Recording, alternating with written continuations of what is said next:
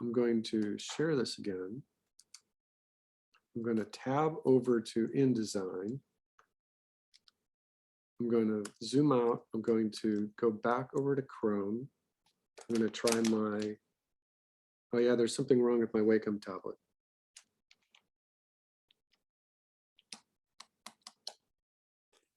I'll have to fix that later.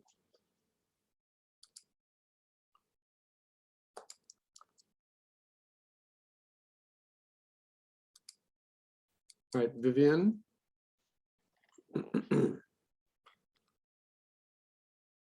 Okay, so just remember that the idea of writing a script and doing a map is always a good idea, if not absolutely essential for everything you're doing and learning in these early days of storyboard. And really, you should have a slug on here. You know, you really should be counting your panels and your shot. You know, it's only shot one, but you should be counting your panels, and you should be indicating some sort of screen direction. I see a mountain, and I see a monster. And I don't know if this monster is in this first shot here. So Vivian, where's the monster in this first shot? It's not there yet, and it's a volcano, and I'm not done with it. That's why it doesn't have any labels and stuff. Okay, so this right here is wrong. There's supposed to be no cuts. This is a one-shot storyboard. So it's just like doing a close-up, like the camera move and it's doing a close-up on the monster. And then it pans over to the kids? Yes. So you have to indicate that. So, and the way to indicate that would be is that, you know, once again, you start here and you annotate it so that if this shot is here, that you indicate it on the larger background here. And if you're going to pan over or truck over to, now I can't scroll down because I'm in the drawing mode, but if you truck over to the kids,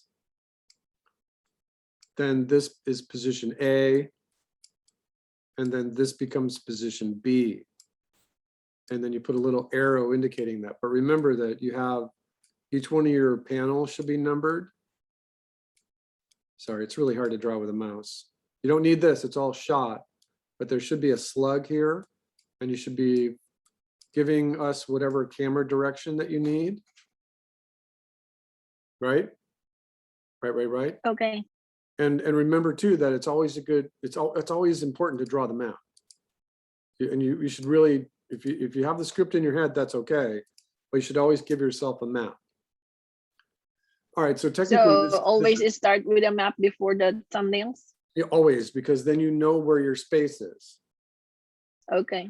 And if you're doing a map, then the thing that you can take an advantage of is that if let me get to the mouse. That if you do like a volcano here and a volcano here, and then you have your monster here and your boy and your girl here, and you know that your 180-degree line is here, and that you know your camera is here, right? Then that's the whole shot.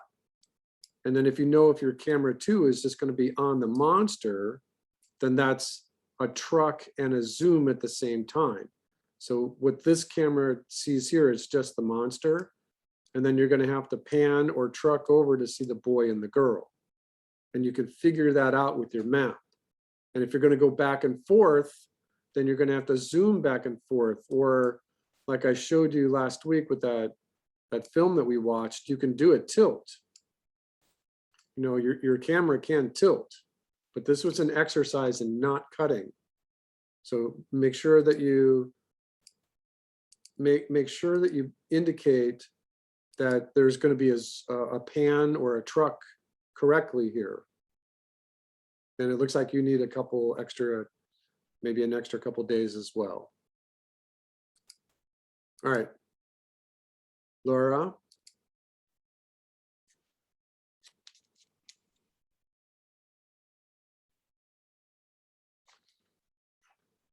Okay. Map. I see the word map, but I don't see the map. Oh. Is And your the file name quality is of out of my control. screen. Laura, Yeah. this file name should be LG_T V1. This file name is too long. Okay. And there's no map. This looks more like an establishing shot. And then you're gonna truck into the little chicken that's sitting there, and she looks down, and all of a sudden her eggs have hatched. Yeah. And she's happy as a mom. And so the camera trucks out, and she goes over, and what is she doing here in panel 14? Is catching the worms for feed Oh, the I see. chicks. Okay. Mhm. And now she's going to take them back to her chicks. Okay. Yes. And then the rooster comes in, and he's all proud. So- Yes. On the final. Okay, good. So you've got your panel numbers, and it looks like a continuous shot. I would be careful between panel 18 and panel 19, because that could be confused with a cut. Oh, okay. So you want to make sure that you either pull out or you can truck over. So what I mean by that is that you draw your house a little bigger, whatever, and then your rooster is actually over here. You know, and here he comes, he's walking in. Yeah. You know, all his stuff, there he is. Billy's bad drawing. Oh, it's better. Yes. And so your camera would be is that it can go from the position on the chicks to over here. So this is position A. Mhm. And once again, remember everyone that you can call this a pan, or you can call it a truck. And there's actually a technical definition to this. I'm writing with my mouse and it feels very strange. That let's say that your piece of paper that you're drawing with is a traditional piece of animation paper. And a traditional piece of animation paper would have a circular hole right here, and then it would have a flat peg 4 inches away from the center, and then 4 inches away over here. And if all of this drawing fits on one 12 field piece of paper, this is called 12 field, then it's technically a truck. If this was drawn really, really big and you used a special piece of paper that was actually, this is 10 3/4 inches tall by 12 inches wide. And pan paper can be 24 inches wide. It can also be 36 inches wide. You can also special order pan paper to be as long as you want. You could have a piece of pan paper that's 100 inches wide. And in that case, you are panning. If you are going on a very long journey, if your camera is going from this position here all the way over, oh, hey, I thought I picked pink. All the way over to here, then that is a technical pan. And if you are panning and trucking at the same time, you could do that too, where you start out small on the page and you go to even a larger camera view, then you've got a pan and a zoom at the same time. So we're talking about pans, trucks, and zooms. In the theatrical world, if there were railroad tracks down here and there was wheels and a platform and the camera was sitting on the platform and moving, what's this called? What's this called? when the camera moves on a set of railroad tracks? A pan? Nope. Dolly, Called a right? dolly. I thought you were looking for the camera term. A camera that's on a train track or a series of tracks that moves left or right, or even in and out. If the camera is moving in and out in perspective, if it's going in and out, it's still a dolly because the Oh. camera is moving. If the camera is just sitting here, if the camera is just sitting there and it's looking at your chickens, and the camera operator operates the lens to focus just on the, that's called a zoom. The zoom is a Okay. camera function, but a dolly is actually moving the camera, Oh, right? okay. So again, I'm not going to quiz you on these camera terms. We're just going to use them unrelentingly. All right, you want to take a screenshot of that? Yes, please. All right, it's looking good. Thank you. It's looking good. I think that I would like you to give me some sort of camera direction underneath that. All right, you got it? Yes, thank you. Okay. Yeah, it's looking good, but give me some sort of camera direction under here. And indicate some sort of timing. And again, I know that that's hard for a beginning storyboard class because you're already thinking of many things all at once, and now you've got to think about timing too. But it's a good thing to start thinking about now. Oops, hold on. Okay, Anthony. Yo.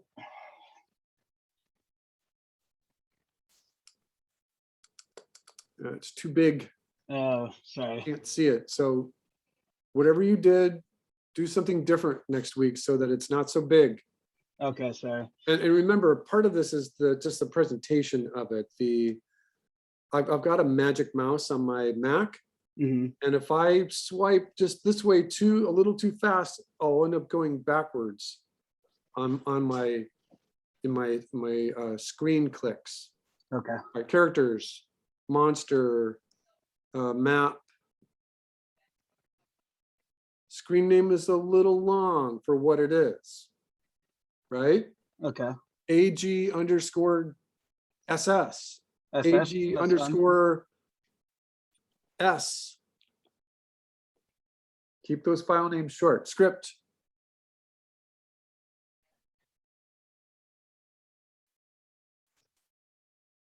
Okay, that's great.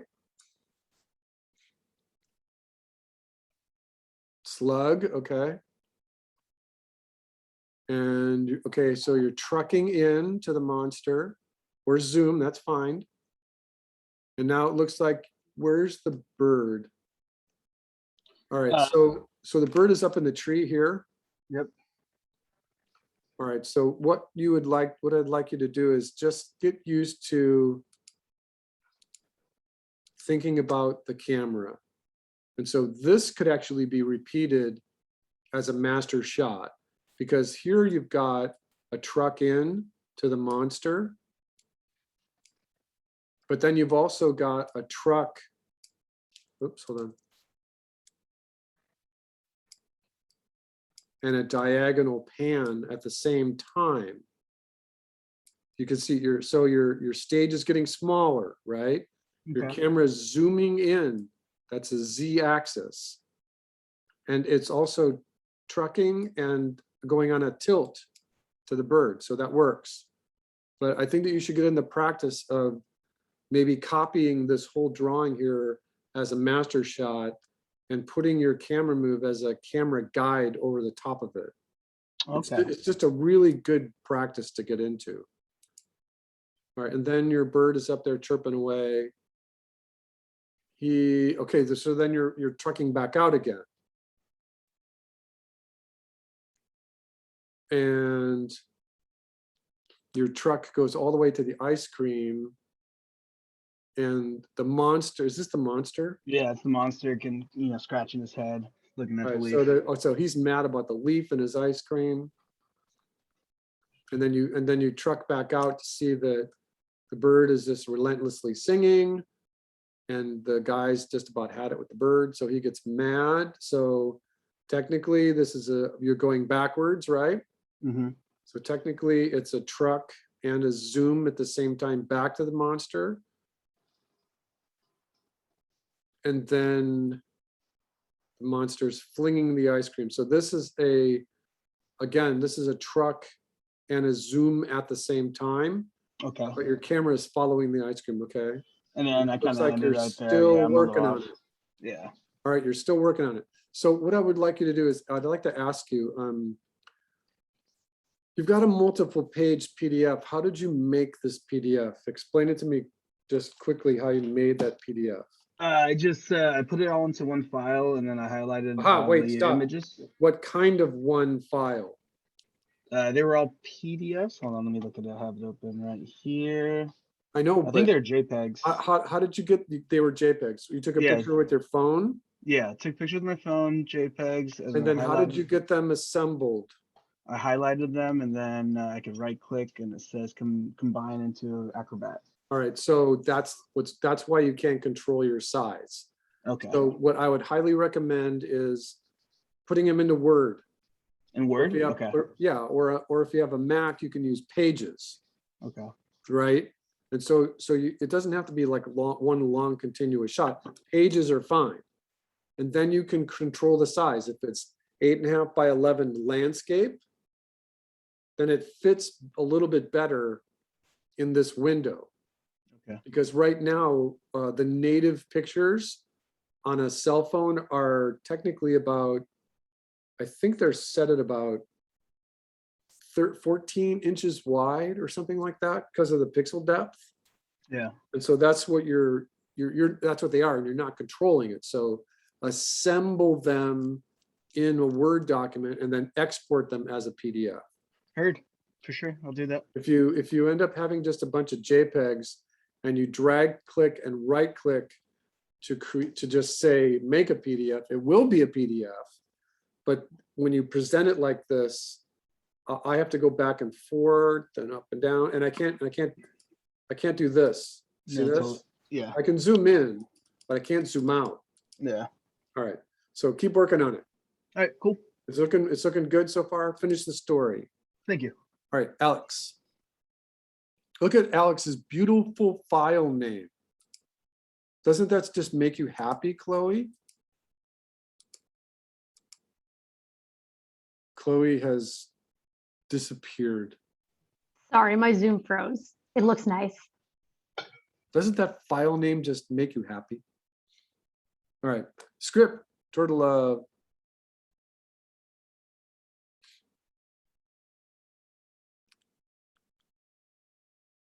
Okay, good. I like what you're doing here, Alex. You're putting in the inner voice in your script, which is great. You see this, everybody? You know, he's moving his head, emotion, action. This is great. He's saying it is done. This is technically part of a larger script, but including it here is always a good thing.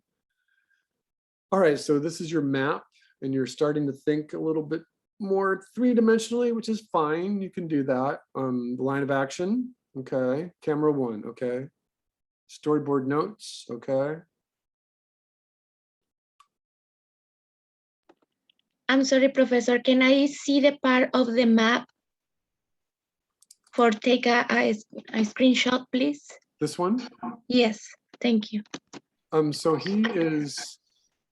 So it's not technically a map. Well, the This- left side is a setting, the right side is the map.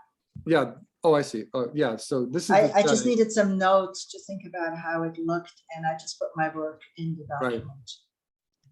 Yeah, so this is all working, and this is the setting. Technically, you would want to call this either your establishing shot, Okay. or in live action film, it's called a master shot. Oh, okay, that's what Or- it is. or- It would be the master shot. Yeah, you can call it a master shot, or you could call it a main scene in a story like this. There's a couple of different things you can call it. Setting is fine. And as long as you understand what's in your map, That's fine. You've got it color coded so you can read it a little easier. That's fine. I used it to make my thumbnails, so yes. Yeah, okay. All right, story in words. That's always a good thing. So not only do you have a script, but you have a story in words, okay? And then your thumbnails. Panel numbers, slug. Okay.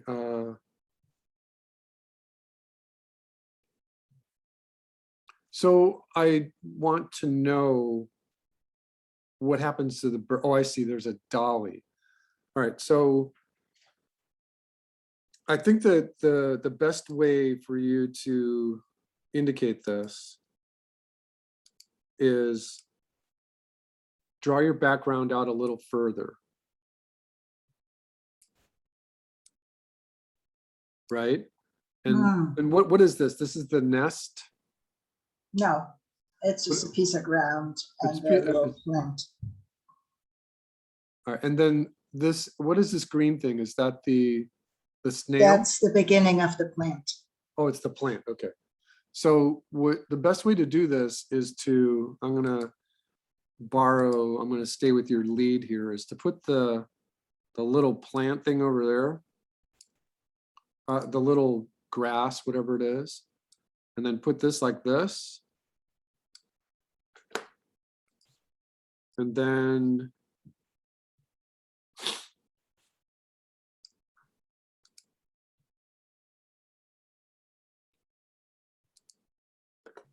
so you would put camera position A and then camera position B.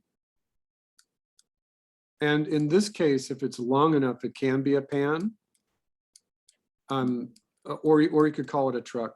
I want it to be a dolly, not a pan, because when you do the pan, you get a little bit of distortion because you're actually turning the camera, and I want to go straight across. Okay, so that's fine. So you want to call it a dolly, that's fine.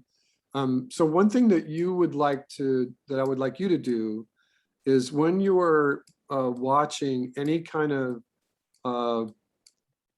TV show or mostly movies, is pay attention to the difference between what a live action camera does between a dolly and a pan, because and this is not for everyone, this is just for Alex, because I know that you might be thinking about this, but there's a thing called strobing. And strobing is what happens when the horizontal or vertical camera, pan or dolly, it's picking up the frame rate. Usually if it's live action cameras these days, it's a 30 FPS because it's all digital, but sometimes it can be 60 FPS, so it's twice the number of frames. And even at these two frame rates, and especially a left or right dolly or pan, doesn't matter, or a tilt, or even a crane shot sometimes, that because it's recording the images, it's stopping the images still in the frame. And what you're supposed to be seeing is a smooth motion, but it ends up strobing, it ends up flickering. It ends up like, tick, tick, tick, tick, tick. And it can be really annoying if the DP, the director of photography, and the director are not talking to each other, and the editor is just okay with it. A lot of times filmmakers they'll know that one particular shot that involves a camera move like this, they might do it with a high resolution camera. They might do it with a high resolution camera, or they might use 120 FPS just on that shot. But pay attention if you, and I'm sorry if I ruin your ability to enjoy film, every film that you ever watch and anymore. But it can be really annoying to your ability to just sit and enjoy a film. All right, anyway. It increases my ability to watch films that other people want to watch and I don't care about, because I have other things that are interesting about. Well, if it's any consolation to you, my kids were screwed up by the time they were in first grade, because they were like, "Oh, look at that camera move, Papa." I'm like, sorry, Catherine.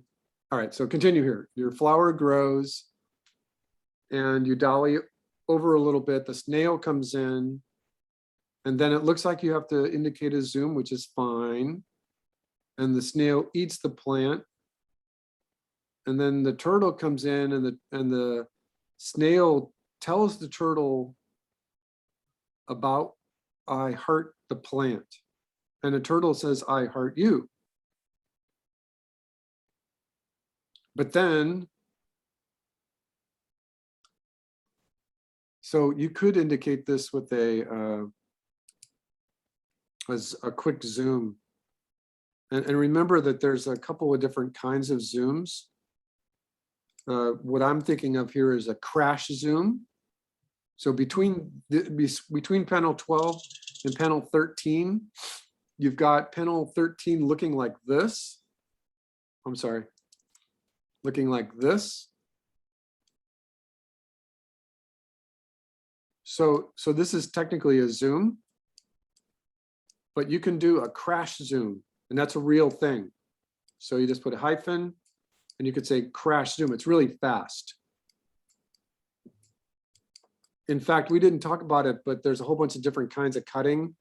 And one of the kinds of cutting is a popcorn cut, where there's lots of things happening and there's a fight happening or there's a battle sequence and your camera's cutting really fast between shots. That's called popcorn cutting.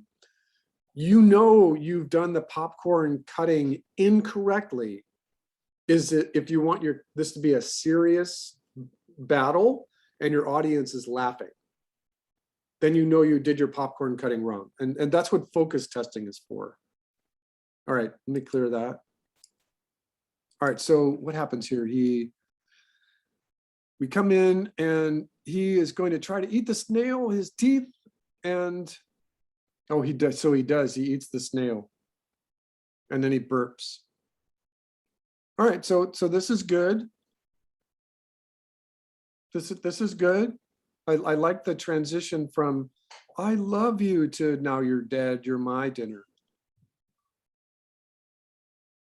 What do you mean by milk the dread, Alex? You want to milk a scene when it's like dramatic or something. So you really want to make sure you get, you get the camera, you get some lights, maybe some effects, maybe some weird sounds with it. Right, the music gets heightened and there's scary I music. can be. Do you want me to add that? Or I figure the people I work with will know what that means because they talk to me. No, I think I understand. But I think that transition from, he's got happy eyes right there to all of a sudden the snail, it's dinner. That's good. I like it. All right, so this is good. Yeah, okay, good. Okay, yep. Clans for everybody that happened to go so far. Sorry, we haven't been routinely clapping. Good job, Alex. Chloe, come back to life, Chloe. I'm still here, I promise. No, you're not. You're in Europe. I know you are. You're in wish. Florence. I really wish. You're in Florence with a sundress, reading a good book in the tall grass of Florence. That sounds like a nice vacation. Oh no, the kitchen is going up in flames. Something's terrible. Oh man, it did it again. Okay, so I just tried because I also use Adobe Acrobat to export my images, and Yes.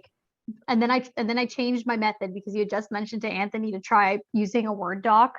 And so I just tried to submit that, but then it said I wouldn't take Word doc. So I exported it as a PDF, and now I'm here. It wouldn't take a Word doc? No, I have that I'm just using, I don't know, I think I have Word like 2020 or 2021, and it wouldn't take it. So I exported it to a PDF from my Word doc and I submitted it as is right now. It was kind of weird. I know it says it can accept the doc, but I'm not sure. Like for me, it wasn't working. It might just be me though. JPEG, PNG, portable network graphics, Targa, PDF, doc. The doc is there. Like I said, it might just be mine. I'm going to put a comma after. Usually you don't need it. All right, but let me go back. Do you want me to try to resubmit it as a doc? I can No, upload it no, right no, now. wait, hold on a second. Okay. Paula. I'm waiting to be let in. Paula. Are you're here, right, Paula? Yeah. Yeah, that was a while ago. Okay. Mhm.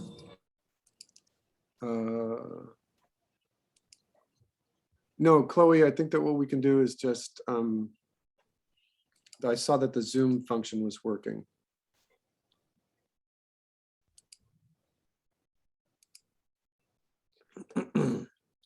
So you made this in, what application did you make this in? So are you asking about like what I drew, or are you talking about the No, file? No, the presentation file. Oh, it's I used Word to like you said, I dragged in the I had exported my drawings as Oh, but you know what? It looks JPEGs. different now. Oh, it does. Yeah, I think it might have taken your new, well, whatever that is, version 1-1. Okay. So you did a map, Awesome. you did a map, stove and burners, pan, spatula, okay. And now I have to zoom in. Okay, so I try to your use character some, is cooking. yeah. You've got a static camera, which is fine. I told you you were allowed to do that. They go to the refrigerator. They get something, and while they're getting something, the whole kitchen catches on fire. Okay, so I think this works. Are you still planning on an ending? Yeah, I'm still planning because I also like midway through I finished this and then I kind of wasn't happy with the static camera because I felt like it just, I don't know, I was thinking about redoing the whole thing actually and like studying up some different kind of camera moves that make it seem more dynamic because when I finished it, I don't know, in my head it was like really like dynamic and then I finished it and I was like, this looks really flat. So I wanted to ask you for some help on that or if there's something else I could do. I just restarted my Wacom tablet. Let's see if it works. Oh, it's working. All right, so here's what I would recommend. Mhm. And this is just one point of view from one crazy teacher. Is that I think that, and remember everyone, that when you're coming out here, remember number your panels. You know, 001, 002. Yeah, I forgot to do that. Sorry about that. All right, so you will be flogged, Okay. right? You will be flogged. At least I'm knowing in Note advance. over here, flogged. Oh man. Well, it'll be good. All right, so when you're doing this, you are talking about an establishing shot, right? You are doing the Mhm. intro. You are doing the exposition, right? And when you're doing this, it's always good to start wide, right? Okay. It's always good. In a regular story panel, you could have started with a view of the house, right? And your camera can truck into the kitchen window. And then you can cut to a shot of the kitchen window from the exterior. And we see the front side of your character cooking, right? Mhm. And there's bushes out here. And then you cut to the interior and you're still now establishing the interior and you're still wide. And that's okay. But when we're doing this one shot like this, I wanted you to get the idea of playing around with your camera. And so I think that what you can do is do a truck on your character and you can go all the way into here. So even though you've got this planned out, I think you could still go all the way into here because acting, right? Mhm. Because acting, and sorry, the U didn't pick up. Because acting, you know, Norm Macdonald just died yesterday. I guess he had like a 9-year battle with cancer and he is a great actor. Some of your best actors are comedians and comedians. And the ones that are the best ones are really good at improv. And because of that, they're really good at delivery, right? Because acting, go back and look at some of the stuff that Norm Macdonald had done just for Saturday Night Live's Weekend Update. The stuff was, his timing was just perfect. What And was his name? Norm Macdonald. Norm Macdonald. Okay. Yeah, he just died yesterday. He's all over social media today. Because acting, and you can't get the acting if your camera's so far away, right? Yeah. So, and I think you've got the whole thing spelled out good. So you're gonna pull out a little bit here, and you're gonna stay right here. And then you could, if you wanted to, go all the way in to see the spoiled food in the kitchen, inside the fridge, right? Mhm. And then your camera can truck over to see the fire, and then it can truck back over to here, and it can go all the way in over here, and then it can truck back out. You can go back and forth. And then I think that once he sees the fire here, I'll put an exclamation point. You know, you have to draw this face that's like, ah, right? Eyebrows up. Ah, oh my God, what's going on? You know, and then you're like, your inner voice on a shot like this. So this is your shot right here. You know, your inner voice is not again, right? You know, mama's going to kill me, right? Mhm. And then you continue this acting. And I think that you've got the right idea, and you've got the whole thing in control. That's good. But if you were to explore this close up or this mid shot, right? This would be a mid shot. This would be an MS. This is a close up. See you, right? You're like, oh my God, oh! Eyebrows way up here. And then your inner voice. And this is something that he doesn't have to say. This is just the inner voice. No, not again. But if you pull back out here, your fire can be a character. Your fire can have evil eyes, right? I thought about that actually, like thought about adding that in there because there's one like the flame that looks like it has hands, and I was like, what if it was a character? And then I decided not to do that. So yeah, you know, make the fire look evil. Okay. And I'm doing that just because you inspired me. Okay, got this? Mhm. Okay, screenshot, got it? I got it. I have one more question too. Yes. Is Is it there about this? kind of related to it? So I don't know a lot of like camera moving techniques. Like I think you've been listing them out, and I've been trying to write them down. But I was Yes. wondering if you have like an online resource to learn about like film and like film theory and technique, Mhm. because I'd want to read something to kind of get a better sense of like what different camera views, like how So- they affect the audience and stuff. So let me get out of this. So let me just do a new tab. Oh, hold on. Why did it do that to me? Why is it doing that to me? Oh, hold on a second. Let me stop sharing this. Okay. All right. So let me share again. And so now I'm just going to be here. New tab. And so what I'm going to do is I'm just going to put, let's just do animation, camera moves. And switch it to images.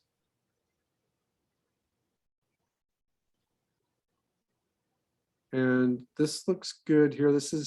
I'm looking at the TV Paint documentation, and TV Paint's a really great application. So let's go back over to all and see what kind of websites it found.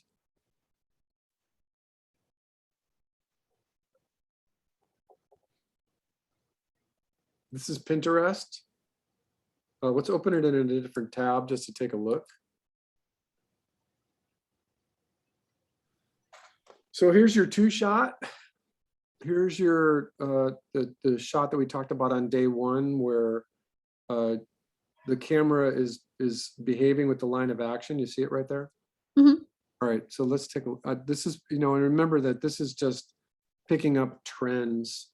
So I'm not seeing anything that's catching my eye. Let me put that away.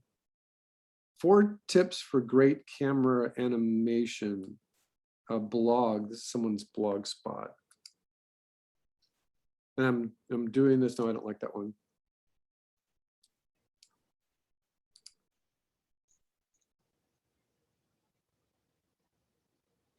This is good, but it's not giving me exactly. So what I'm going to do is I'm going to put Flooby Newbie in here.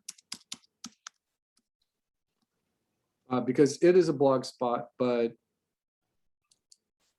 let's see if it picks up. So usually this is a really great, concise place.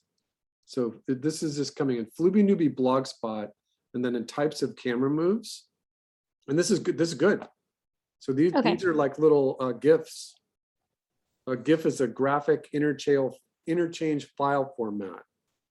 So, and yeah, this first thing is good here. Close up, extreme close up.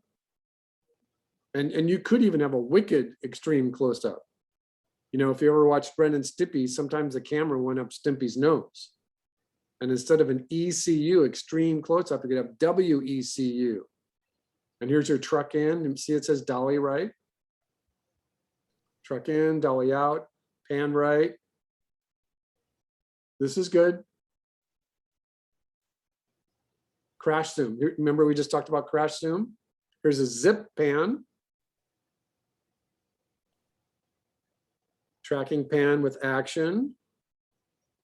Parallax. So parallax means that it's like giving you the essence of 3D. All right, so this is a good place to start. Okay. Again, I got there by just looking for animation camera moves, Flooby Newbie, and this is a really huge blog. That thing that we did with the line of action came from this blog right here. So this is a good place to start.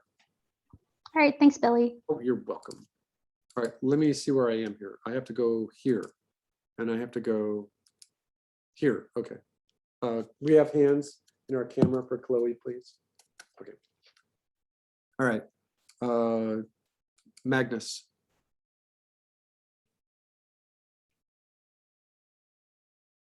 Practicing grenade throwing, okay.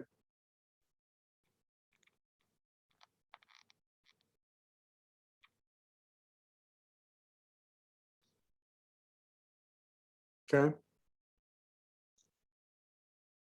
Okay. So Magnus, if your 180 degree is here, are you on camera, Magnus? Yeah. Are you here? You can just translate this to the back side.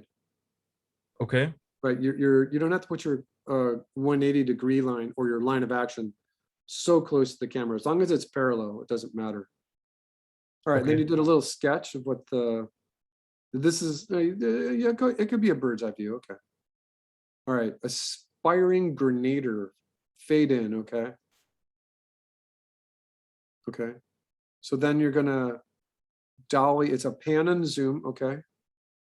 And a camera shake. Okay. That's good. We didn't even talk about camera shakes. Okay. All right. And then he pulls the second grenade and throws it. And it goes over. And it hits the group and explodes. Okay. Ground. Oh, the ground. Okay. Yeah. It's the ground. It looks like group. Okay. Okay. And then it explodes. And then we go back to him and he's cheering. Okay. So this works. There's a couple of things that just kind of caught my eye that Okay. might help this make it a little better. And that is right here when he throws this is the second throw, right? Oh, somebody else threw another one, but it was Oh, his this first is his time. first one. Yeah. Okay, so in order to portray that correctly, make sure that you draw your Oh, first, second, and this is like the third guy, right? yeah. Even though you're drawing thumbnails, try to work in more of a sketch with a line of action, right? So get the guy into a normal neutral pose. It'll help your poses because right now you're just drawing head, body, arms, right? You're getting these little rag dolls. And so switch it from rag dolls to head, line of action. Get this on one leg. This is up here. This is for balance. And here is his arm winding up to throw the grenade, right? Yeah. And then the throw of the grenade is now the other way. Head, line of action, take this leg and bend it. Take this leg and now it's back behind him. And you always want a good silhouette. So this arm goes all the way over here, and this arm right here becomes just an elbow. And so, practice drawing this way rather than just ragdolls. These are good for like a very, very first start. But if you can practice drawing head, line of action, even just with a static standing pose, it changes your whole performance of your character. And even though what I just drew here is very, very rough, it's loose, and you can tell he's in a neutral pose. When we get down to when your character is cheering because he did it great, head, line of action, body, put the legs up in the air, right? Put the arms up in the air, yes, right? And this is kind of what I said last week about getting out of your chair and acting it out. What does this pose look like? What does it look like when you're up in the air just cheering? All right, so the thing I was going to say here is that you're going from position A over to here. And what you can do is you can actually have a little bit more fun with this and put your B position here so that your camera goes from A to B. This is B now. And then this becomes C. And what kind of grenade do you have? Is it just a regular grenade that looks like this? It's a no, I used the design for a German stick grenade. It The was just German easier to ones. So draw. the German ones look like this, right? Yeah. All right. So what you can do is that he throws it and have the arc go like that, but then have the camera follow it. So going from A to B is like an arc. And what you're doing then is you're having the grenade twirl in the air, and B camera is following it.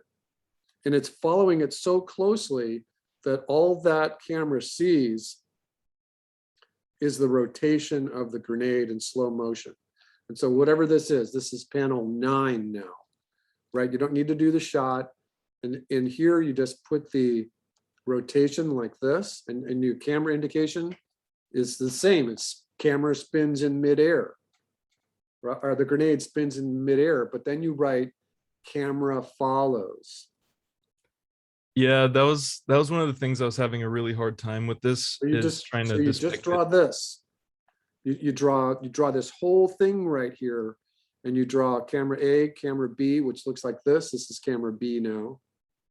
And then camera C is where it lands, and you can pull out to this, but this is the whole key to this shot right here. Camera follows in slow-mo. And because it's in slow-mo, you can do this for 8 seconds. 8 seconds is a lot. You can do this for 3 seconds. And everyone knows your guy threw it. You could have his beginning pose 1 and pose 2 in the same storyboard panel. And then you have the grenade twirling, and you have all this in one drawing. And then you can, if you want, you can say this is panel 7, 8, and 9.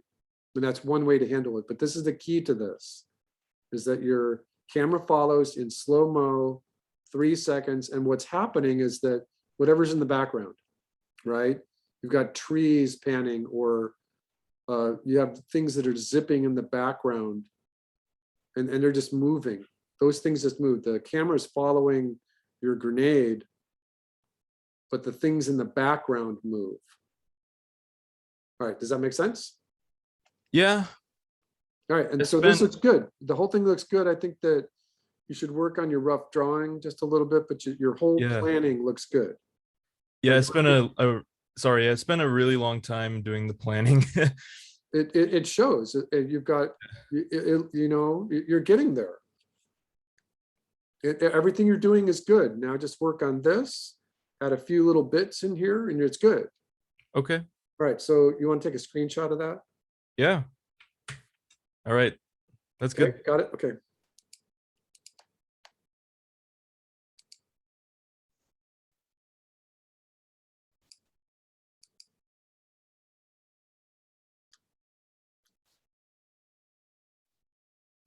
All right. Kyle, watch your exposure here. It's a little dark on this side. Kyle, Gotcha. Kyle, Mr. Kyle. Yep. File name is okay.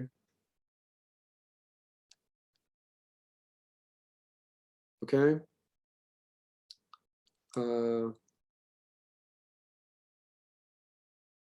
Okay. Okay. What is this word right here? It says impact on it. Oh, okay. Okay.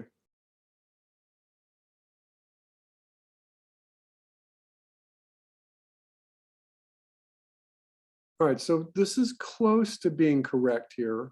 Your little truck or zoom indications. That's close. If I were you, and I'm not, because that would be really painful. Don't be afraid to go in and draw in the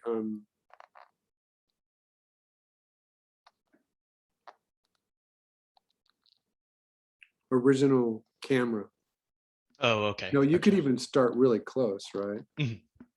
You could even start right in here, like on the pilot's head if you wanted to, and you can go to position 2, and this is position 3. Oh, okay. Gotcha.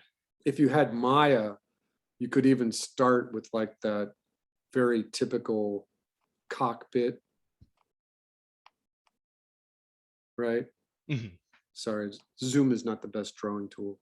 So that you see the pilot in there, you know, and he's got the little writing on his jet. And so in your map, the plane is here. And what your camera is actually doing, it's going from here, and it's Yeah, out to the rear. trucking and dollying at the same time. You know, you could do that. It is one shot. And you're not thinking of it because of this way because you're not in Maya, but you could do this if you wanted to. Yeah, but don't be afraid to put these little indications in here. This is camera 1, position 2, position 3. And Okay. remember, everyone, remember that if you have a very typical shot of, let's just say that there's some rolling hills, right?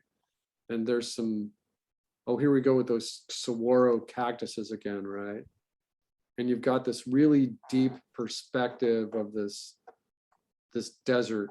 There's like some desert road. There's a dead animal over here. So, and then there's a cactus way back here. And let's say that you want your attention paid to a guy riding a horse who's right here. And you write just establishing shot, camera, truck, and zoom at the same time. And that you go from this position all the way into this position down here. So this is an extremely wide shot, and your camera is trucking or zooming, whichever you want to call it, into position B, which becomes a wide shot. So that is very typical of the Enlightenment, or the start, or the beginning of a film. Okay. Very, very typical. But you can do the opposite too, where you can start on an extremely close shot, pull out to the wide, and pull out to the extremely wide just for your exposition. You know, it's part of what you learn in film school, that you can do either one.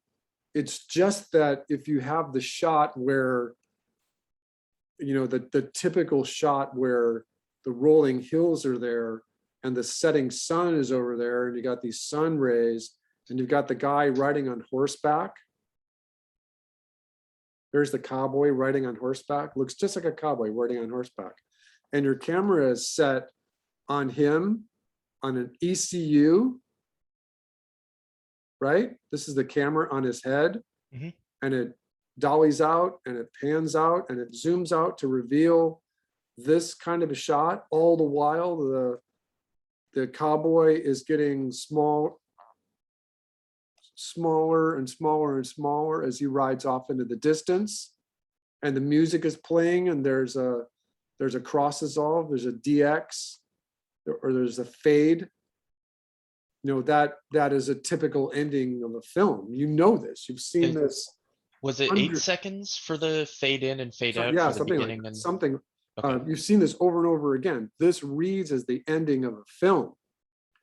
But like I said, I've just been watching some European filmmakers who hate this Americanized way of filmmaking, and they play with all kinds of things that are not typical. You don't have to do that if you don't want to. Okay, so let me get back. So the airplane's going through its maneuvers. It shoots its rocket, and the rocket goes off. All right, do you want to take a screenshot of that? Yeah, I already took one.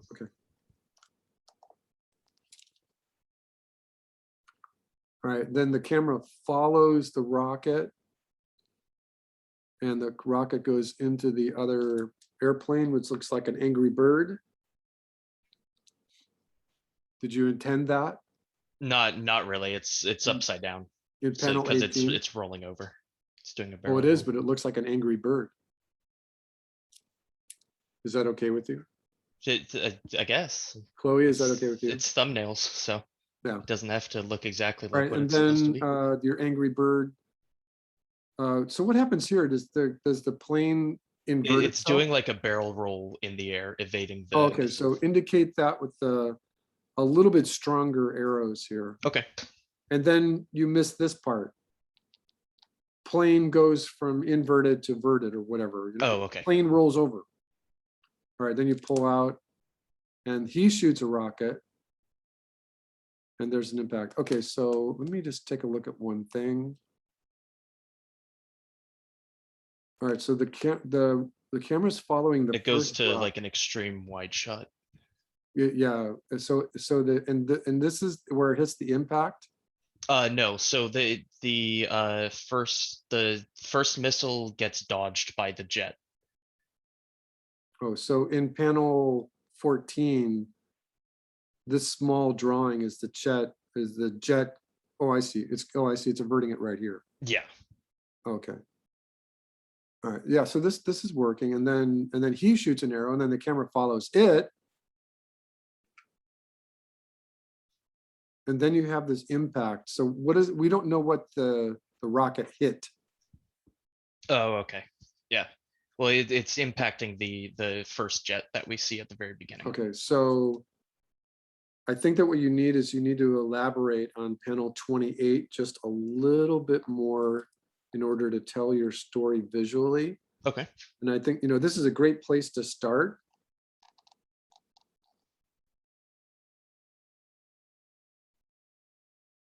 I'm going to pull out even more so that I'm going to pull out, hold on a second. So yeah, I think that you should pull out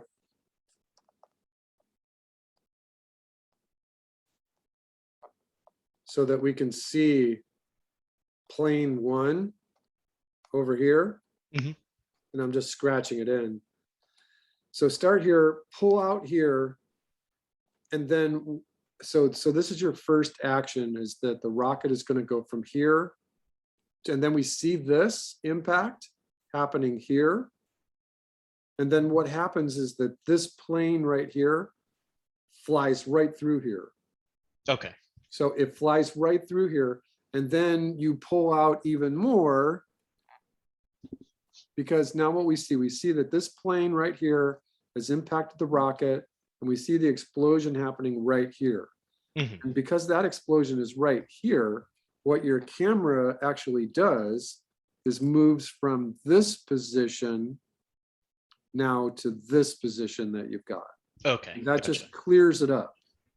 So your camera position is position A, and then this is position B. Oh, sorry. This is position B. And then this becomes position C on that truck. Oh, okay, gotcha. I'm just thinking that that there might be something fun that you can do between panel 27 and panel 28, is that often pilots or air people in combat write things on bombs. And you could start with That an would be fun. You could start with an ECU right here. And so that ECU just looks like this, you know, and whatever you want to say, bunny hopper, right? And you could just start right there, or, you know, a mega destroyer. And then where are your fins? Your fins are right here, you know. Mhm. And so whatever that guy is written on here, you know, so you could start there and then pull out to this medium wide, and then stay there as it comes in and goes to position B, A, B, C. All right, you got a screenshot of that? Yes. Okay. All right, and then, oh, hold on. All right, so he got rid of plane 1 and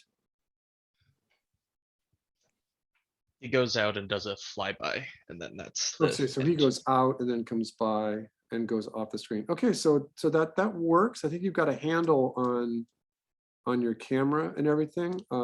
Those suggestions would just kind of jazz it up a little bit. Mhm.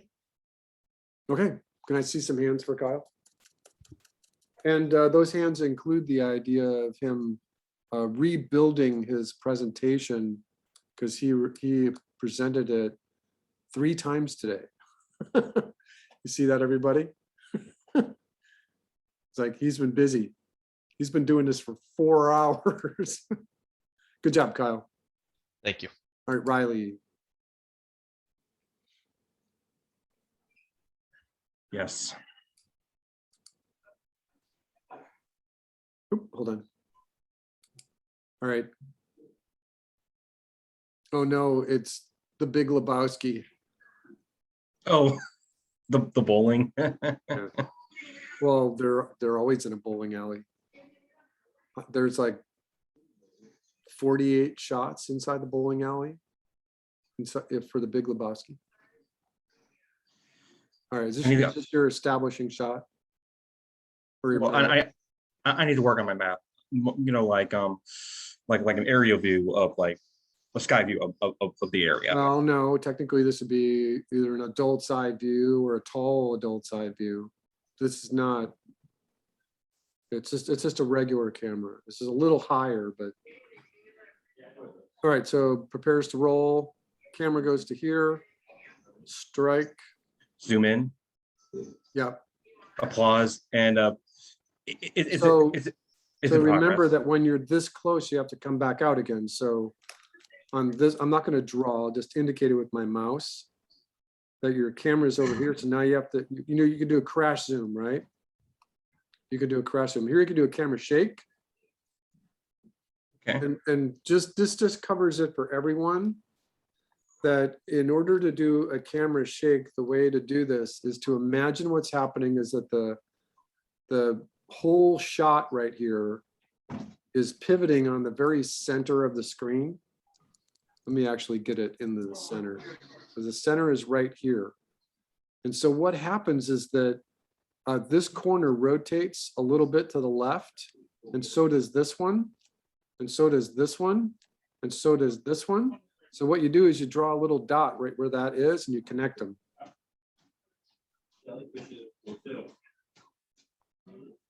Oh, okay. And then the camera shakes the other way. So now it goes this way. And I'll do this one in another color so that it'll make Alex happy. So Okay. then you connect these.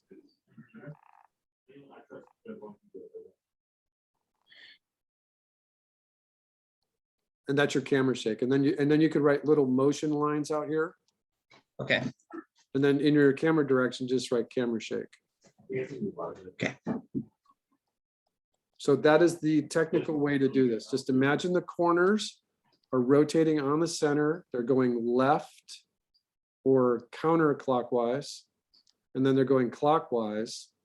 And then you just, and it's actually important for the number of degrees off the center that you're moving, because you can do little ones, but you can have a violent camera shake. If this goes like all the way over here, you know, that's huge.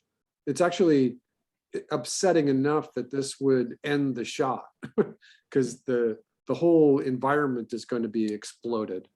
So that's the correct way to indicate a camera move. All right, so let's continue here. Riley, okay, he makes a strike and he's all proud, right? So is that pride? Yeah, there's pride, and the person that's calling him, and the A shot. It's his turn. So keep in mind that I'm still working on it. So he's about to get the bowling ball, and now he's going to get a strike, and then the third guy. Okay. All right. So remember that one way to handle this. Let me see how much. Yeah, I think that what you can do is you're going to need to operate and learn that you're going to need this shot right here. You know, it's important for him to have a full shot right here to show the pride. And when you're doing that, head, line of action. Oh, let me get better control over Zoom here. Head, line of action. And you know, just like I said last week, show the pride. You know, now you're going to get the body back into a lean position, and he's going to have like his arms on his hips. That's fine, but the away hips are just going to be a little less in perspective. There's a good silhouette here. You know, he's got his eyes closed and he's happy. You can do the little thing where he's like, he's so happy the exclamation points are coming off his head. Maybe sparkles, just you know, No, expression. just this is enough. Just a little indications like this. Okay, all right. You know, and you don't want to put that little mark because that weird, it looks like he has his eye open and closed at the same time. So once again, you just like want just a couple indications of happiness, right? And just that just right there. So then look at this pose. How much pride? You know, push that line of action. Push it. Push that pose. It's the same pose, but now you're pushing it. Right? Yeah. The eyes, the nose, the happiness, the little exclamation points. You know, which do you like better? This is okay, but boy, he's really proud right here, right? Yeah, I prefer the right one. He's so, yeah. So this is called pushing a pose. And you could only push a pose if you use the line of action. Because right here, you're trying to go for the final line as you're drawing it. Because look, you drew a head, and then you drew maybe his t-shirt. I don't know how you built it. You drew the little eyes in there. You drew his little t-shirt. Yeah, something like that. Yeah. You drew his legs, and his little feet, you know, and you got yourself a very static pose. Push the pose, head, line of, how far could you push this? You know, what happens if you go like, oh, we were just talking about this, you start here and then you're like, push that line of action like this. You know, is that ridiculous? Okay.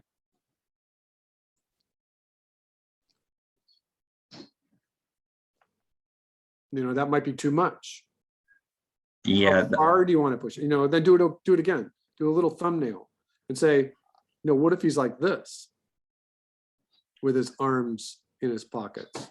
Okay. All right. Just You know what I mean? yeah, I know what you mean, but I don't want to like, you know, crack his back or something. No, I know, but I'm just talking about you practicing how to push a pose, because I think this is working. This one right Okay. here is pretty good. This might be too much, you know, but what happens here if you wanted this pose as an animator and you wanted to say, he's gonna stay in this pose here for like a full 36 frames, a full second and a half. And then he's gonna take an anticipation to get back to a normal pose to walk and go off the screen or whatever. And so how far backwards is his anticipation? Is this a good pose for his anticipation? Or is this one? And you know, as long as you're exploring this with thumbnails as a storyboard artist, you are setting the pose. You are saying to your animator, go ahead and push the anticipation about this far, but let's have him really, really happy, not just kind of standing there. Okay, All right, you got a screenshot of that? I'll take a screenshot of my phone. Let me get that. And remember, everyone, this is a good notion here for week 5. We're in week 5. Got it. I don't want to talk about pushing poses in week 1. But now that we're doing this simple one-off here, this is a very good day to be talking about pushing poses. All right, thank you, Riley. Hands for Riley. All right. Paula. Still working on it. How many stories about birds did we have today? Chloe, you have to help me invent this phenomenon about a class coming together and having like similar ideas, whether you're in class or spread out all over the Bay Area, coming into me as Zoom. You have to help me discover this psychological phenomenon and story. I think it's 0 times. I didn't hear any of your words. I think it's 0 amount of times that birds pop up here. Okay.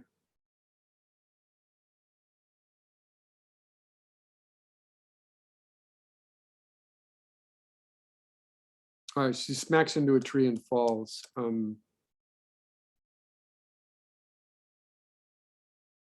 All right, so I think you've got the right idea.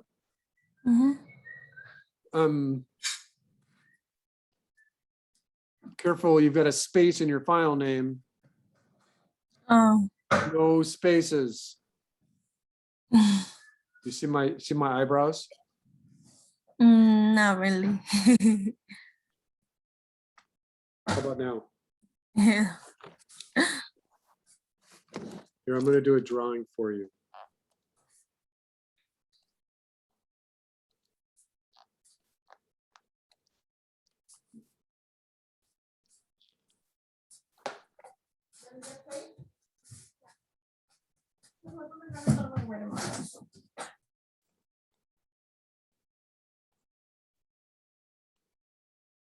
Remember, keep those eyebrows together, right?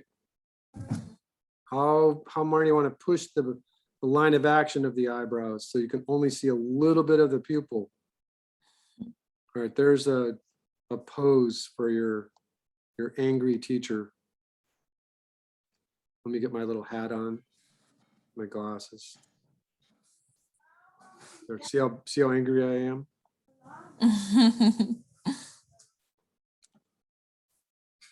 I'll just take it out. You don't need the space or the other two, right? So there you go, Mr. Billy. It's gone. All right, so this is okay. Finish it. Remember that your next camera is going to have to be a little wider to show the girl coming in and picking up the bird, right? So here's the girl. She's walking. Head, line of action. Then she's going to bend down to pick does she pick the bird up? Yeah. So she's going to bend down to pick the bird up. Her knees are bending. She's going to reach. She might be a little bigger. Head, line of action, body. Get out of your chair, bend the pose. She reaches down and picks the bird up. You know, just study what that looks like. And then she stands up with her feet right there. She stands up and then turns the camera. So hold on. So now she's kind of 3/4 to the camera. Now her left foot is here and her right foot is here. Her arms have the bird in front of her. So that's a good pose right there. And then you want to take a screenshot of that? Yeah. Where's my phone? Oh, here it is. Make sure you get your angry teacher in there. Yeah, got it. Got it? Okay. Thank All right, and then let me just take a look at the script.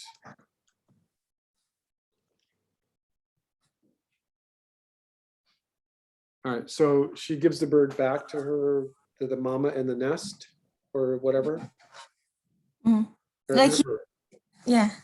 Okay, so remember that you were doing this today too. You just uploaded 3 today too. Remember just one camera. Okay. Just one camera. Okay, Paula, good. A hand for Paula. All right, Tristan? Yep.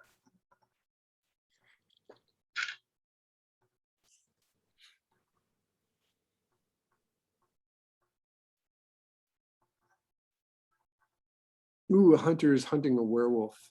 Okay. With a twist.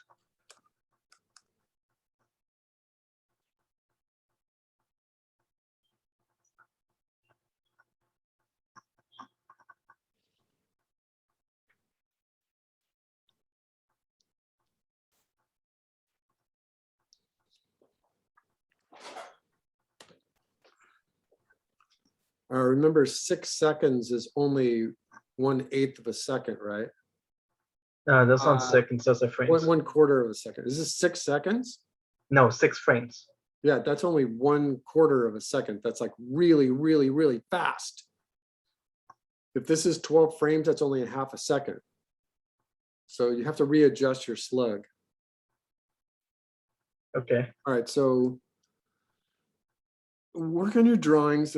They're a little, they're sketchy, but I think that what you're doing is, and you can just tell by looking at your drawings that you draw the head and this little X right here.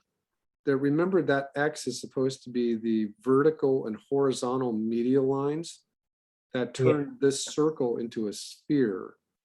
And then what you're drawing is you're just drawing like the body and then the legs, right? And then the arms.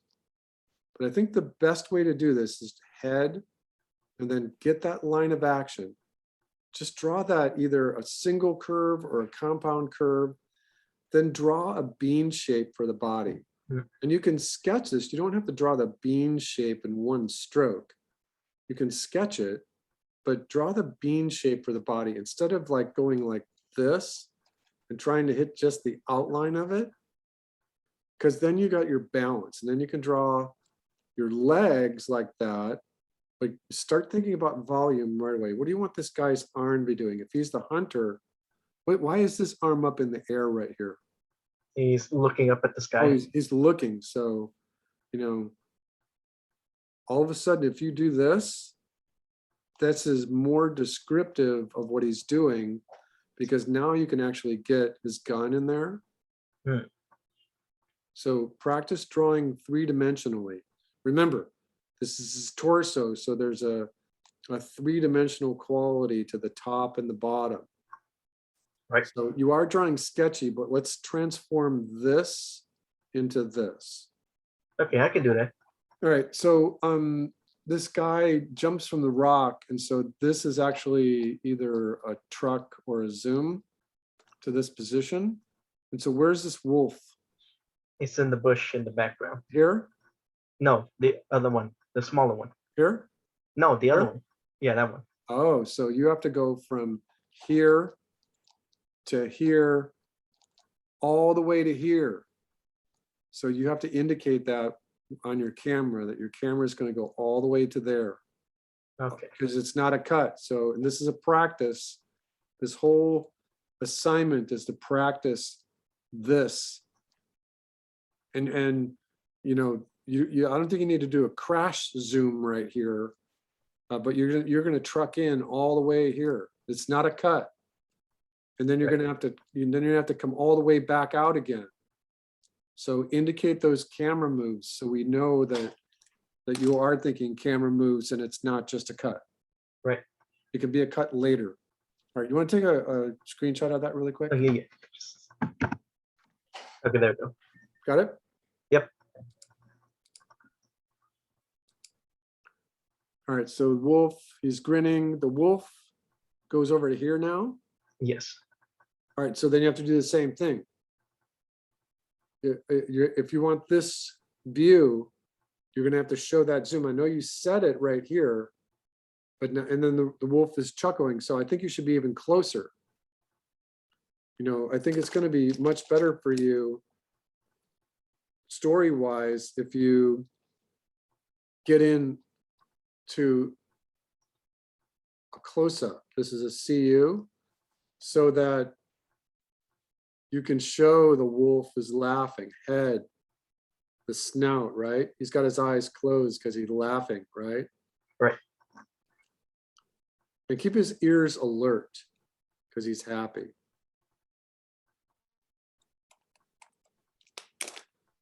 So yeah, I think that, and once you do this, you should be thinking that you're setting up the shot here so that the wolf is over there. You're going to do your camera move all the way into there, and your camera move can be on an arc. It doesn't have to always be straight. It can be like an arc.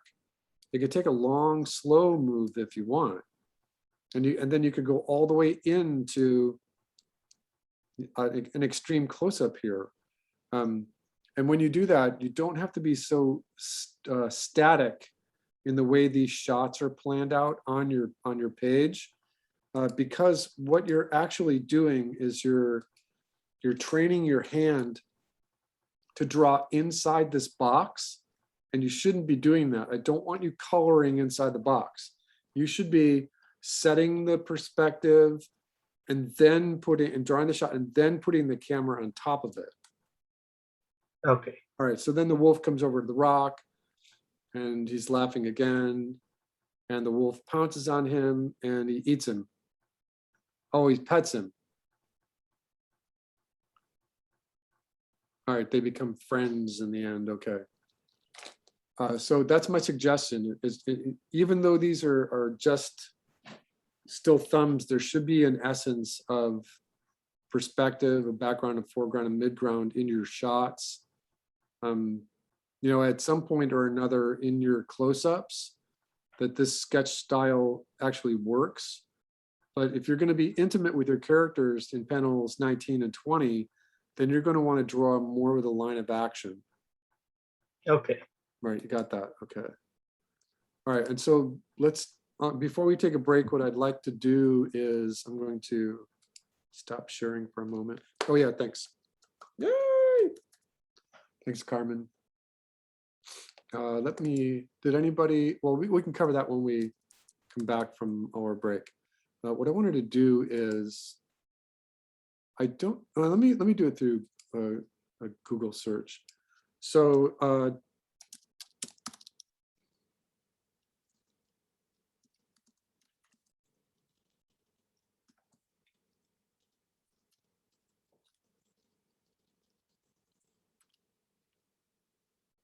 all right, so there's a short film called Mac and Cheese on Vimeo. And it's 2 minutes long. There's tons of different cuts in there, right? So go on break, but watch this short film called Mac and Cheese on Vimeo. It's really great. Do you have a link for it? Oh, geez, all right. Well, VIMO, what? VIMEO. Here, I'll put it in Vimeo. the chat. There, it's in the chat. Thank you. Right, and you know what? It may not be the whole film. I think the whole film was a little longer than 2 minutes and 40 seconds. Let me see what. Oh, no, it's the whole film. Yeah, go on break and then watch this film and we'll talk about it when we come back, because there's some really cool camera moves in that movie. All right, it's 8:15, come back at 8:35. 8:35. Is just explain a little bit of what I would like you all doing for next week. I don't think I can stretch this out to a half an hour. We might go to 8 or 9:10 or 9:15 or so. I'll let you out a little early. Everyone can leave a little early, but Chloe's in detention. Well, she's been bad. She's been burying things in her dad's front yard. No? Okay, let me, I'm sharing my screen with you. All right, so what I'm gonna do is bring up Rough Animator.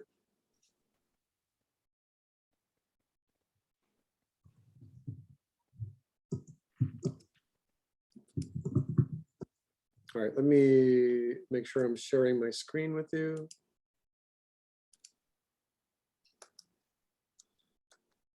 I didn't bring it up. Rough Animator. No, that's not what I want. Oh, did I move it? I might have moved this. All right, I'm gonna just start a new project. All right, so let me just explain a couple of things. I'm going to use a blue color. All right, so what I want to impress on you for this, again, this one-shot thing is due next week, is that the best way to do this is to have a title card. And so if you don't know what your title card looks like straight away, practice doing this description underneath title card. And you can write, 3 dogs, whatever your story is, and come back to doing the artwork for this later. Technically, this is panel 1. And then give yourself room. The whole idea of doing thumbnails is to draw through the story panel.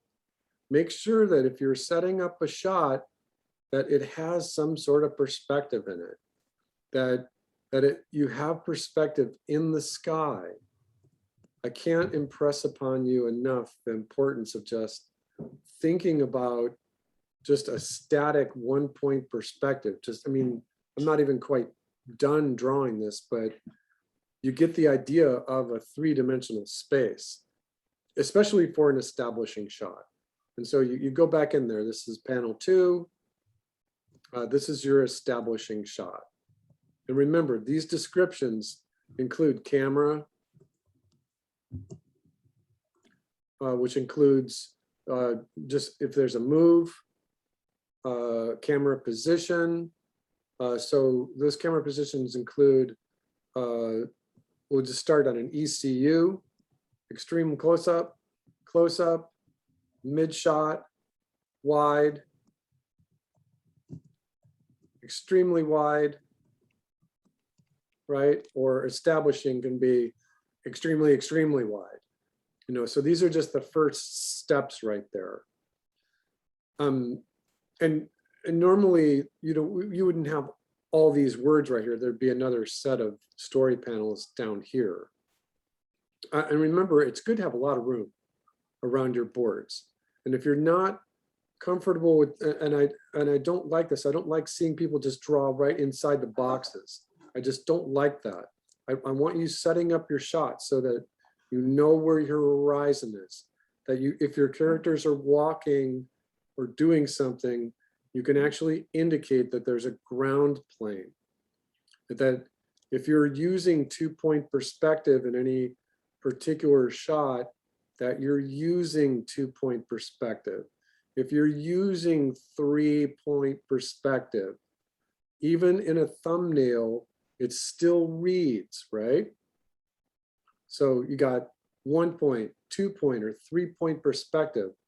You've got lots of room to draw for your panel. You can set up the shot so that you know that you're on a farm, that there's a road, that there's a hill, there's another hill, there's a clump of trees over here. There's a house. There's a barn, there's some other smaller trees over here. There's some bushes. There's a mailbox in the foreground. And so remember, what I'm looking for is background, midground, and foreground elements. And you're drawing, you're just thinking about it, like translating from whatever your script was, whatever your map said, into this kind of drawing. You're just drawing it. There's some clouds in the sky, and you're just kind of building this world, right? You're just building this little world. Oh, this is going to be for animation. So right at that last moment, you go, how do I want my establishing shot to look? How do I want this to look? And so you start thinking about what you've got in here, and you start like thinking about focal points. So you're like, okay, everything's here. This is in the middle focal point. I think I want my shot to be something like this.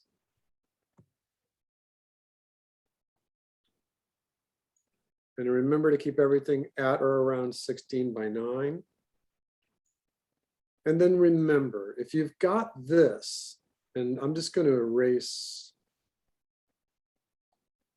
I'm going to erase this camera stuff right here. Oh, no, wait, I'm going to do it a little differently. I'm going to copy this.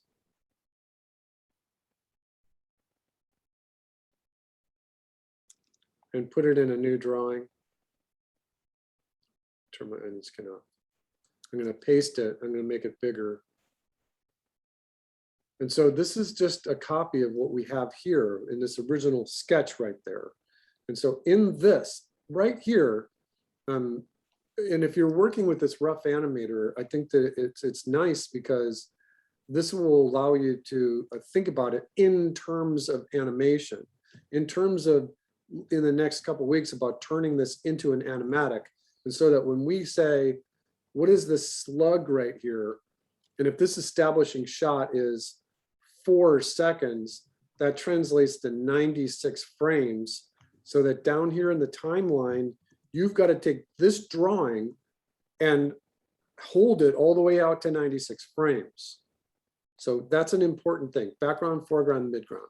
When you're doing this, I think the idea is saying, oh, well, this is my establishing shot.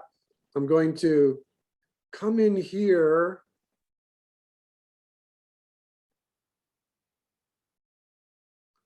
and I'm going to do a camera move with a rotation on it. I'm just going to truck in a little bit with a rotation on this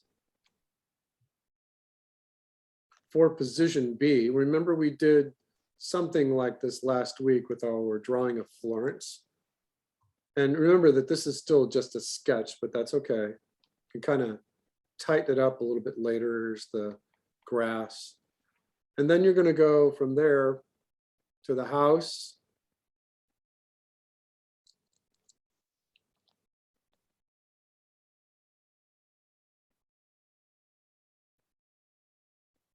And so this corner is going to go to here. It's like covering up this line, but this corner is going to go there. This corner is going to go there. This corner is, it's going to go right to there, but, and you can kind of cheat it a little bit if you don't want to draw through the mailbox. And this is position C. And then you can go all the way in. Then you can say, you know what, I'm going to go all the way in to the farmhouse window. And so this kind of ability for you to think about what's happening in these story frames really truly helps, because then you can go make another drawing after that and say, what did that look like? You know, what did this mailbox look like? You could take everything here and copy it, go to this frame, paste it, bring it in here, bring it up. Oh, you know what? It didn't grab everything. Hold on one second.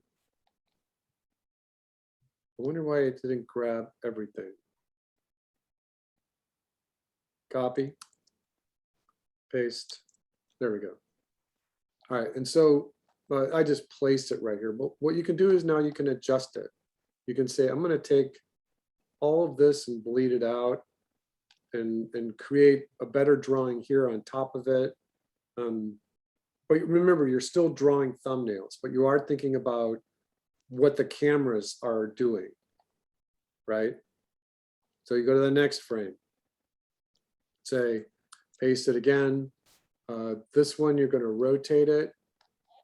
You're going to bring it all the way to this position here. So you're going to go as far out as you can. You're going to bring it over to the house. So I'm looking at the green lines over there. You know, this is a good way of studying what taking a simple drawing as a sketch for a thumbnail, copying it, elaborating on it, giving yourself some sort of camera move, another camera move in here. And if you're working in this rough animator, then you can open up another layer and just kind of sketch that house in a little better. You can add another layer on top of it.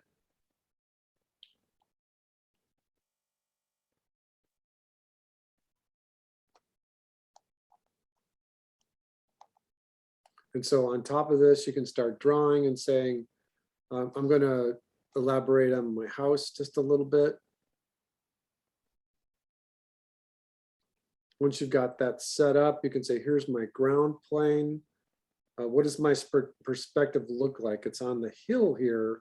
So the perspective has an arc to it.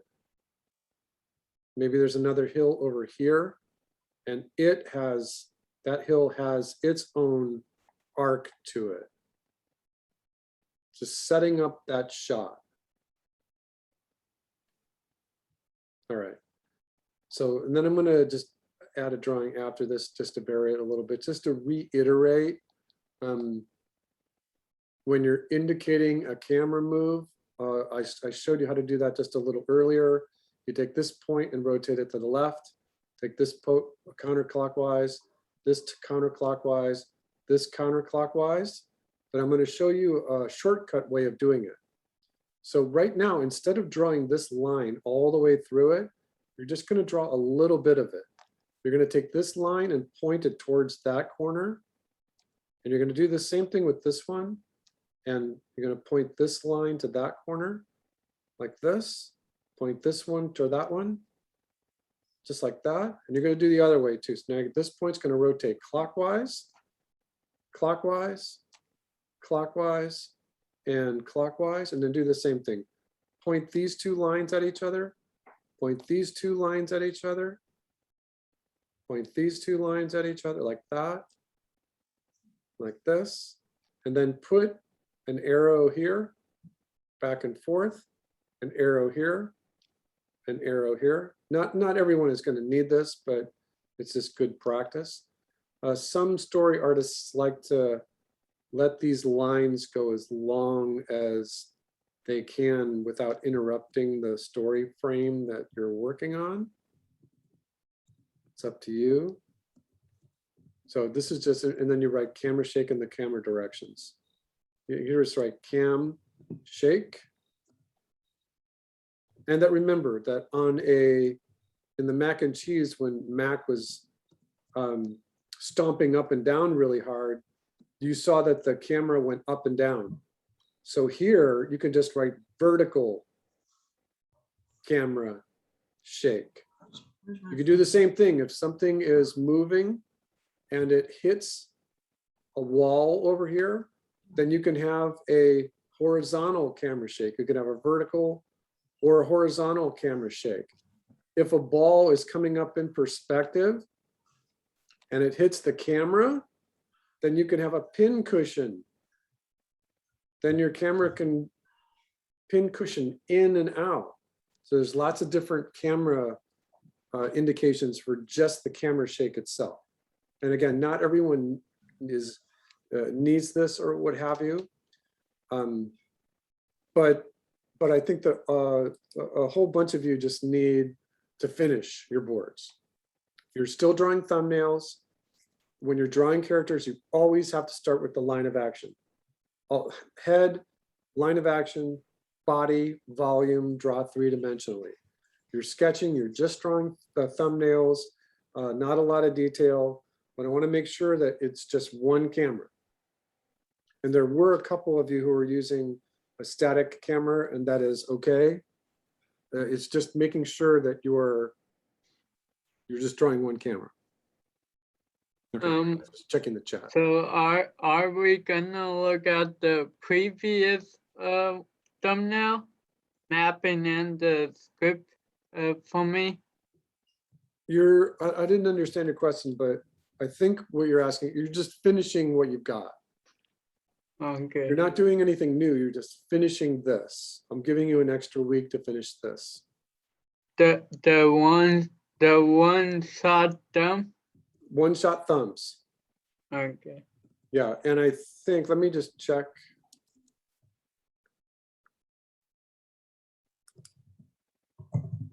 Yeah, because I extended the deadline for it until the 22nd,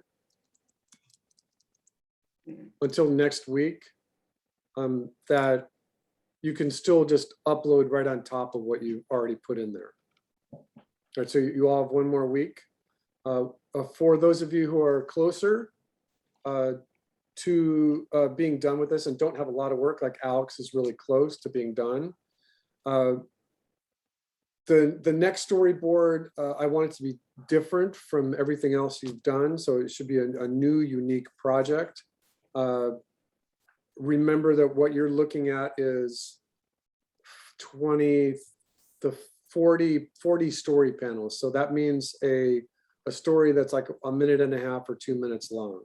And I'll give you other specific directions for the details on that, but you can start getting your script going, and your character designs, your maps, that kind of thing. So you can start getting ahead a little bit. Is there constraints on the number of shots or the number of cameras for that, or is it more open-ended? For yours? For the third story. Oh, what are the constraints? Because that goes. What you want to look at first is just the duration of time. So you're doing storyboards for a story that is a minute and a half long. And so remember that a minute to a minute and a half. So what that generally means is about anywhere between 35 and 45 story panels. And with the emphasis on you telling the story and making sure that you have a beginning and a middle and an end. I don't know. What I'm asking, like for the second one, there was a constraint in only using one shot. Oh no, and that affects the story. It does. So it does. What are the constraints for number 3? I haven't decided yet. Well, okay. Because every class is different. If I use the same projects and timing that I did for any other semester, it might not fit where all of you are in terms of your ability to draw or to understand animation mechanics or cinematic mechanics. I'll do the main introduction next week. But you want it to be different from everything I've done. And about a minute to a minute and a half long. Okay, there you go. I will have to do people. Yeah, there you go. All right, and Alex, I think that even just yesterday, octopuses were still trending on social media just a little bit. There was a woman who was holding like a little baby octopus on her fingers. Did you see it? No, I don't. This big. I don't do a lot of social media. I have too much homework. The little baby octopus was like this big. And he was like, get me away from you. They're so cute. I wish I could have one. I wish I could have an octopus. They're messy. It's okay, and they escape. But, and they escape, yeah. But they're more teachable than koi. Someone had said that if you ever see a UFO for real and it lands, that your expectations should not be what a human shape coming out of it. It should be more like an octopus, because they have more of an ability to live in strange and pressurized environments than anything. They're a pretty cool beast. Did you see that movie? Yes, Yeah. I did see that movie. What is it? Yeah. The Octopus Teacher? I cried. Yeah, Okay. it was really good. It was really good. The filming, so some of the filming was actual real life. Some of it was staged. Yeah. But it doesn't matter. It's how they composited the whole thing. I figured, I had an idea of how they made it, and it still was completely smooth and enthralling. It's really, really good. It won a really bunch of amazing. awards. I think it's called My Octopus Teacher. Yeah, that's what it's called. It's an hour and 20 something minutes. It's definitely a good watch. And it was on Netflix. Netflix. Yes, absolutely. All right, so finish this thumbs for next week, everybody. And so we'll have a busy week because some of you haven't submitted anything yet. So we'll have to go through everything again as quickly as we can, because then I want to introduce your third project. And for those of you who are closer to being done, you can already kind of be thinking of your story and your characters. Okay? Have a good week, everybody. I'll see you next week. Thank you. Thank you. Bye. Bye. Hey. Have a Bye, good everybody. night.